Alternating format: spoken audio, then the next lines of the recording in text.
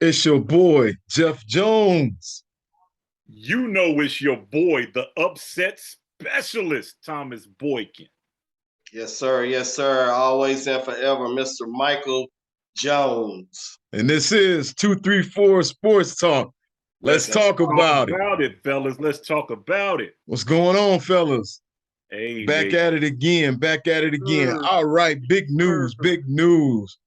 Ima Udoka, Celtics coach, suspended for 1 year. And fellas, this is what took place. The coach of the Boston Celtics had consensual sex with a female staffer, which is a team violation, goes against the team policy. And he was in violation of the team policies. He was suspended for 1 year. And they're not even saying whether or not after this year is over, whether or not he'll be the coach of the Boston Celtics or not. But he is suspended for the entire 2022-2023 season. Now, this is what actually took place. The woman who is unknown, they haven't named her. And there's a lot of people out there, dragging different women under the bus, which is a shame, should be ashamed. They should be ashamed of themselves. But the woman is unnamed. They haven't announced who this woman is. But there was an investigation because the woman was getting unwanted comments from Udoka. And the Celtics organization called in an outside law firm who came in, and this is what transpired. They found out that this relationship, which was consensual, might I add, was going on. And because they felt that he had basically broken trust, that's Brad Stevenson's words, president of basketball operations, Boston Celtics. He said he felt like Udoka had broken trust. So they felt that this was the only route that they could go. And therefore, they suspended him for the entire 2022-2023 season. And that's where we stand right now, fellas. What do you think about it? What's your take on this? That's a lot. That's a lot. My only concern about the whole situation is that if it's organizationally known, what are they doing with the other party other than Udoka, especially if it's a staffer? It should be, the shoe should fit on both feet. Again, it goes back to, what we talk about with politics. If you're going to play this out, it's got to play all the way out, even keel on both sides. If it's going to hurt one, it's got to hurt the other. Because in consensual actions, you can't do consensual actions with one person. So you got to have, more than one person to have a consensual act. So the only concern I got is what are they doing with the other person, regardless who they are, because we don't know per se. We don't know, but if that is their bylaws and that's what they put in effect, and he broke that, you can't do nothing but respect the organization because they made that their bylaw. What you got on it, Mike Jones? Yeah, Thomas and Jeff, I agree that like you said, Thomas, if this is the bylaws that is put in place, then you have to respect and accept what the organization dealt out to the coach. I'm not really so much concerned as far as what is the other person, who it is, their involvement, or what reaction is or punishment is to her. I'm not for sure if the organization handled how they put it out in public, and I understand some things get leaked out regardless of how you try to protect it and make it look pretty, but I noticed that a lot of the media, Stephen A. Smith and some female, they had an argument going on national TV about this type thing. And, as a head coach, Brad Stevens, I understand when you sit and say, well, he broke their trust. And, and you do put a head coach in charge of, he's a leader, he's the head coach. And, you want your players to do right and abide by certain rules and regulations. You have to have a head coach that does the same thing as an example. But giving him a year suspension, that is a lot. And as you said previously, Thomas, that why not even fire the guy? Because I just don't see there is no coming back.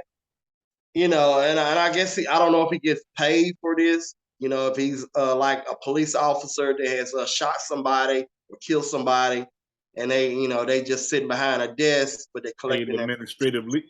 Paid administrative leave. And so if that's the case, I don't know, maybe because he's a great coach, man. I really hate to see him sit and with the Boston team, man, I think they really need him to take that next step to get to that championship trophy. So it would be a sad, and I just hope it all works out, man. And to the female who complain, that's the thing. It's even just in the common workplace, man. I've often said that that's not a place to sit and establish a relationship.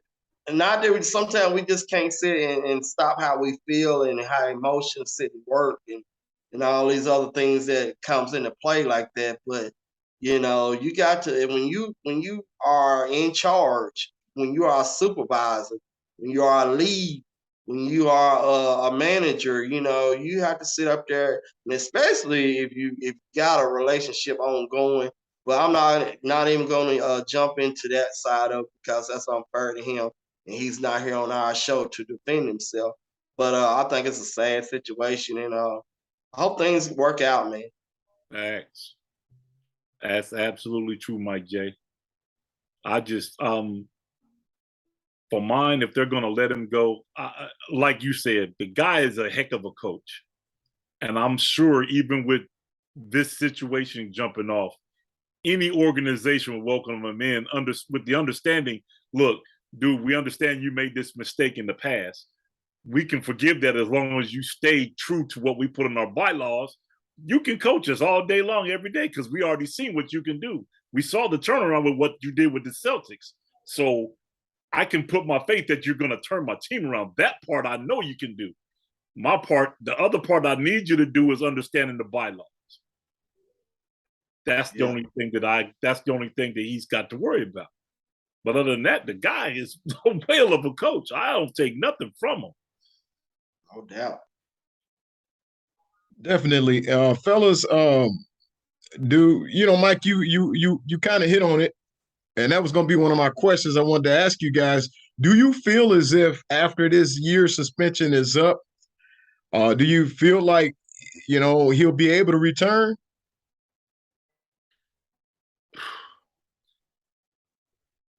I think that's going to be more of a operations question, because your guy that runs your basketball operations for that organization and the president and the owner of that organization is going to have a long sit down about the future of the coach. It's hard to say. It's hard to say if they bring him back or not. The feather in his cap, like I said previously, the feather in his cap is the turnaround that the Boston Celtics had last year with making the playoffs and making the finals and almost, pushing the Golden State Warriors to 6 games. In that smaller window, you can't deny facts that are facts. So I hope they keep him. Myself, I really hope they keep him. Right. I'll tell you what, the fans and people love champions, you know what I mean? And regardless of what you've done in the past, we've seen some athletes that had some criminal background that has had to them, and all they had to do was come back out and win, baby, win a championship for my city, win a championship for my state or town. And sometimes that right there, and I've often said that, when a big name is called out on something like that, sometimes it's good for them to step away. If it's them saying, "Hey, I'm gonna step away," or if somebody's making them step away, get away from the public eye. You know what I'm saying? Sometimes do some what do you call it? Your ongoing counseling on stuff like this to become a better individual in the sport that that you love. And so, yes, a year. I mean, granted, they play a lot of games, but a year isn't that long. If you, especially, I think a lot may be determined on how the backup coach or whoever it is that's going to be coaching this team. If they struggle and they get nowhere near where they were in the past, then I'm sure it would be a welcoming sight to sit and bring this head coach back on board and sit and resume where they left off with him. Okay, Joe Mazzulla. Let me add this real quick. Joe Mazzulla is the assistant coach. He's going to be the interim head coach. He's going to take his place right now. The name is Joe Mazzulla. I wonder if he keeps everything in play that Udoka put in play. That's going to be the key. But like you were saying, MJ, I agree wholeheartedly with the fact that sometimes when you have a big name player that gets called out on a situation, they can either step away or, like in the cases of like Ray Lewis, Kobe Bryant, it can add fuel to the fire to what drives you. Right. And it could all work out positive because if you notice, your Ray Lewis's go win Super Bowls, Kobe goes win championships. It's just all on how you take it and how you perceive it. If you let it tear it down, it can definitely tear you down, though, for facts. Because public eye is public eye, but if you're one of them cats that don't care about public eye, it doesn't matter. You drive what you drive. You do what drives you. Mm-hmm. So I just, like I said, like we've all said, I just hope for the best for the guy. He's a great person, great individual from what we saw on coaching and how he handles his players. Great coach, great leader. Unfortunately, a mistake was made, and I'm sure he learned from it. And I'm hoping that the Boston Celtics will bring him back and let him resume his post. Agreed. Well, a couple of the reactions from a couple of the team members. Marcus Smart, he said this is really hard on the team right now. Used other words, but I won't say them. Jason Tatum said he found out just like everybody else. What do you think is going through their minds? You think that this is something that is really going to disrupt the team this year as they prepare to enter to another season without their head coach? The big thing is this, like we said in the beginning, even with the player structure, if you get your coach into that situation, I think there's going to be the idea of trust being broken. And if I'm going to follow you and use you for the example, there's going to be a problem with me following you because apparently you have this issue where you can't follow the rules. So how are you going to hold us accountable for us to follow the rules? So that's going to be a big, big deal breaker, big trust breaker. Yeah, that's right, Thomas. If my boss can't sit and follow the rules, how you gonna sit and tell me what goes on? And I'm messing up in practice, or I mean, I'm gonna sit and be a little hard headed because dude, you can't tell me that. You know what I'm saying? And that maybe that's not how those guys' personality are. But I could see that being an issue. And but for that team is structured, man. I think that the coach, I think he's brought that team together to make them believers that they can win.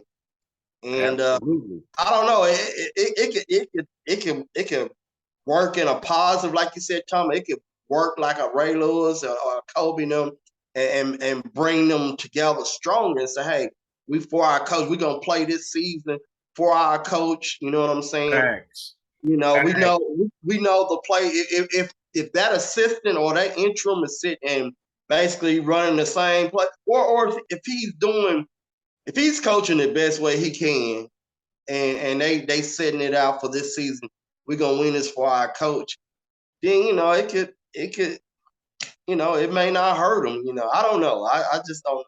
I've never been in a situation like that, and so I just don't know. They can always use this, like you said, MJ. The team can always use this as a rally point to say, listen, this is where we can either fall apart or we can tighten up. My hope is that they tighten up and go further, just to show this coach had us on the right track. All we got to do is follow the plan. Regardless if he's here or not, we can follow the plan. Right. So, hey, it's on them how they want to do it. And that's the thing too, Thomas. In sports, man, I hate sometimes, man, players sit and they only get up and go as far as the coach. Hey, I play for my brother. You know what I'm saying? I am my brother's keeper when I'm on that basketball court. We know how to sit and score and whatever. Hey, coach, we're gonna hold it down to get back. And when you get back, if they feel it, if they respect their coach before they respect him after, I think sometime in a certain case. But you play for your brother, man, in any sport if you're talking about success. Absolutely. Coaching, man, it's a big responsibility, but ultimately the coach can draw up the plan. It's on the players to execute the plan. Now, if you're not out there executing the plan, you can only go as far as your weakest link is executing. Yes, sir. I mean, that's bottom line with any sport, any team sport. You can only perform as far as your weakest link.